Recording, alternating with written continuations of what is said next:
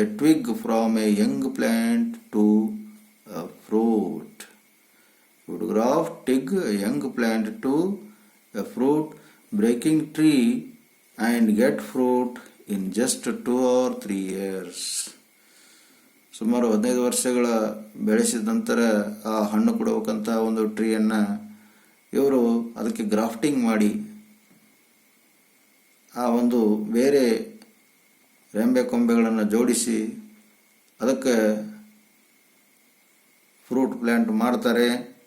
ಆ ಒಂದು bearing trees get fruit in just 2 or 3 years. 15 ವರ್ಷಗಳ ಕಾಲ ತೆಗೆದುಕೊಂಡು ಹಣ್ಣು ಕೊಡ್ತಿತ್ತಲ್ಲ ಆ ಒಂದು ಟ್ರೀ ಕೇವಲ 2 ವರ್ಷದಲ್ಲಿ ಹಣ್ಣು ಕೊಡುವ ಹಾಗೆ ಮಾಡಿದ್ರಂತೆ. ಯಾರು? ಲೂಥರ್ ಬರ್ಬ್ಯಾಂಕ್ ಅವರು. Burbank carried out more than 10,000 separate experiments with 600 different kinds of plants. Burbank ಅವರು carried out more than 10,000 experiment 10,000 ಎಕ್ಸ್ಪೆರಿಮೆಂಟ್ಗಳನ್ನು ತೆಗೆದುಕೊಂಡು ಹೋದರಂತೆ.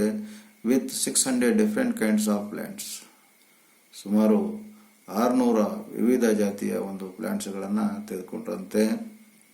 To give a complete list of his achievement is impossible. Total ಆಗಿ ಅವರು ಏನೇನು ಸಾಧನೆ ಮಾಡಿದ್ದಾರೆ Luther Burbank ಅನ್ನೋರು ಅಂತ ಹೇಳೋದಕ್ಕೆ ಅಸಾಧ್ಯವಿದೆ. ಅವರು ಅನೇಕ ಒಂದು ಸಾಧನೆ ಮಾಡಿದ್ದಾರೆ ಅಂತ ಇಲ್ಲಿ ಹೇಳಲಾಗಿದೆ. But some of his world famous products deserve mention. ಆದರೆ ಇಲ್ಲಿ ಈ ಒಂದು ಲೆಸನ್ನಲ್ಲಿ ಕೆಲವು ಅವರ ಪ್ರಮುಖ ಮತ್ತು ಫೇಮಸ್ ಆಗಿರಬೇಕಂತ ಒಂದು ಅಚೀವ್ಮೆಂಟ್ ಇಲ್ಲಿ ಹೇಳಲಾಗಿದೆ.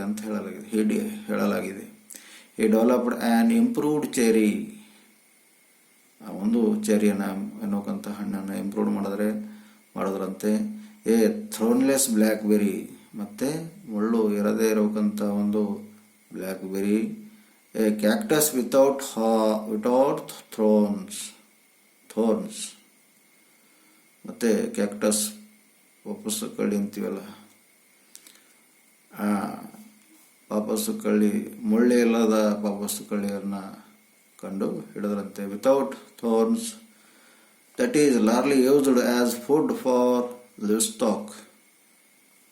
ಮತ್ತು ಆ ಒಂದು ಜಾನುವಾರುಗಳು ತಮ್ಮ ಆಹಾರಕ್ಕಾಗಿ ಯೂಸ್ ಮಾಡುತ್ತವೆ. ಒಂದು ಕ್ಯಾಕ್ಟಸ್ ಅನ್ನೋದು ಒಂದು ಆಹಾರ ಅಂತ ಹೇಳಲಾಗಿದೆ, ಆಹಾರವಾಗಿ ಸ್ವೀಕಾರ ಮಾಡ್ತಾವಂತೆ. And A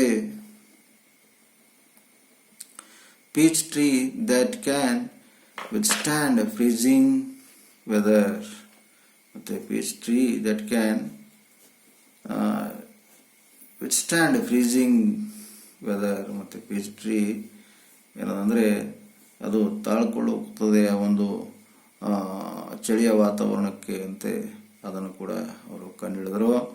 He delighted lovers with 73 new flowers, including the Shasta daisy and a rose that bears his name. ಮತ್ತೆ ಅವ್ರೇನು ಮಾಡಿದ್ರು? He delighted flower lovers with 73 new flowers, including the Shasta daisy ಅನ್ನೋಕ್ಕಂಥ ಅವರ ಹೆಸರಿರೋಕ್ಕಂಥ ಒಂದು ಸಸ್ಯ 73 ರೀತಿಯ ಹೂಗಳನ್ನು ಕೊಡುವಂಥ ಒಂದು ಗಿಡ ಆಗಿದೆ. ಅದನ್ನು ಕೂಡ ಈ ಲೂಥರ್ ಬರ್ಬ್ಯಾಂಕ್ ಅವರು ಕಂಡುಹಿಡಿದ್ರೆ ಅಂತ ಹೇಳಲಾಗಿದೆ. Naturally many of his efforts ended in favour. ಸಾಮಾನ್ಯವಾಗಿ ಇವರ ಒಂದು ಪ್ರಯತ್ನ ಫೇಲ್ಯೂರ್ ಆಗಿರುತ್ತದೆ. Naturally many of his efforts ended in failure. ಅನೇಕ ಎಕ್ಸ್ಪೆರಿಮೆಂಟ್ಗಳು ಮಾಡಿದ್ರು, ಬಹಳಷ್ಟು ಆಲ್ಮೋಸ್ಟ್ ಕೆಲವೊಂದರಲ್ಲಿ ಫೇಲ್ ಆದರು, ಆದರೆ ಪಾಸ್ ಆಗಿದ್ದು ಬಹಳ ಕಡಿಮೆ ಅಂತ ಹೇಳಲಾಗಿದೆ. At one time he crossed A tomato with A potato.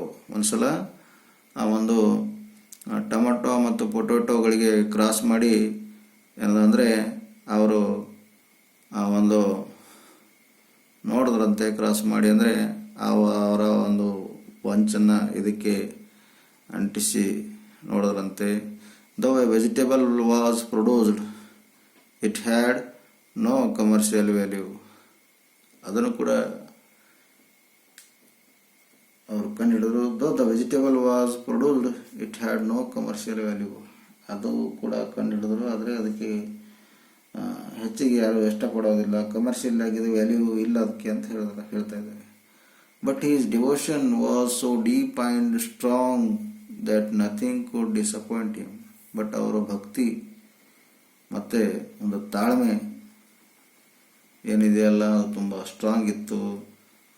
ಅವ್ರಿಗೆ ಯಾರು ಕೂಡ ನಿರಾಶೆ ಮಾಡೋದಕ್ಕೆ ಸಾಧ್ಯವಿದ್ದಿಲ್ಲಂತ, ಅವರಿಗೆ ಧೈರ್ಯಗುಂದು ಹಾಗೆ ಯಾರು ಮಾಡೋಕ್ಕೆ ಸಾಧ್ಯ ಇಲ್ಲಂತೆ. ಅಷ್ಟೊಂದು ಅವರಿಗೆ ಕಾನ್ಫಿಡೆನ್ಸ್ ಲೆವೆಲನ್ನು ಬೆಳೆಸ್ಕೊಂಡ್ರಂತೆ. ಯಾವಾಗ ಚಾರ್ಲ್ಸ್ ಡಾರ್ವಿನ್ ಅವರ ಬುಕ್ ಓದೋನಲ್ಲ ಆವಾಗ.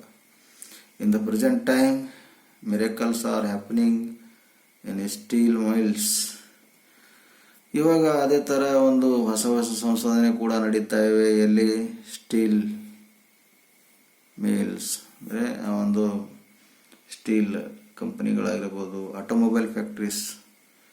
ಈಗ ಆಟೋಮೊಬೈಲ್ ಫ್ಯಾಕ್ಟ್ರೀಸ್ ಮೊಬೈಲ್ಗಳನ್ನ ತಯಾರು ಮಾಡ್ತಾರಲ್ಲ ಅವಾಗಿರ್ಬೋದು, ಅಥವಾ ಈ ಮಷಿನ್ದು ಪಾರ್ಟಿಕಲ್ಸ್ ಏನಿರ್ತಾವಲ್ಲ ಅವುಗಳನ್ನ ತಯಾರು ಮಾಡ್ತಾವಲ್ಲ ಅವುಗಳಾಗಿರ್ಬೋದು, ಮಷಿನ್ ಆಗಿರ್ಬೋದು, ಯಂತ್ರ ಆಗಿರ್ಬೋದು, ಅದರಲ್ಲಿ ಕೂಡ ಸಂಶೋಧನೆಗಳು ಆಗ್ತವೆ. ಅದರಲ್ಲಿ ಹೊಸ ಹೊಸದನ್ನು ಕಂಡುಹಿಡಿತಾ ಇದ್ದಾರೆ.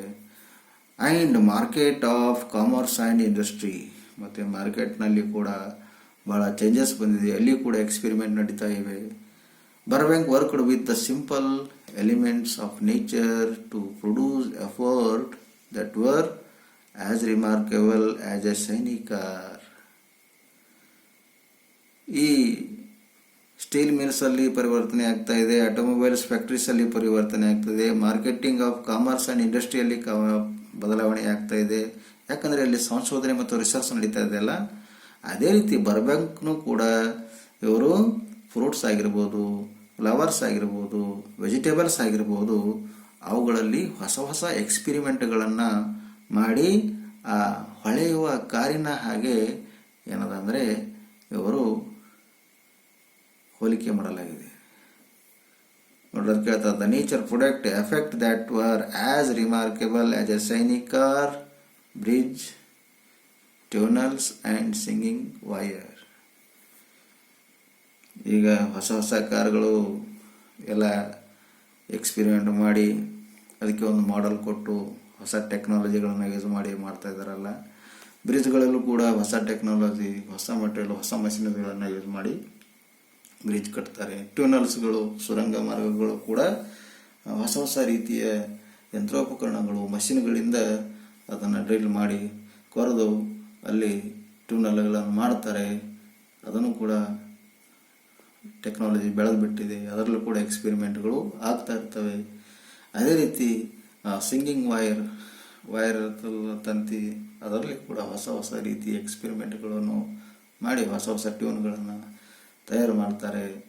ಈ ರೀತಿಯಾಗಿ ಲೂಥರ್ ಬರ್ಬ್ಯಾಂಕ್ ಅವರು, ನಾನು ಮಾಡಿರೋದು ಕೂಡ ಪರಿವರ್ತನೆ, ನಾನು ಮಾಡಿರೋದು ಕೂಡ ಡೆವಲಪ್ಮೆಂಟ್ ಮಾಡಿದ್ದೀನಿ, ಮತ್ತು ಬೇರೆಯವ್ರನ್ನೂ ಕೂಡ ಡೆವಲಪ್ಮೆಂಟ್ ಮಾಡ್ತಿದ್ದಾರೆ ಅಂತ ಇಲ್ಲಿ ಹೇಳಲಾಗಿದೆ.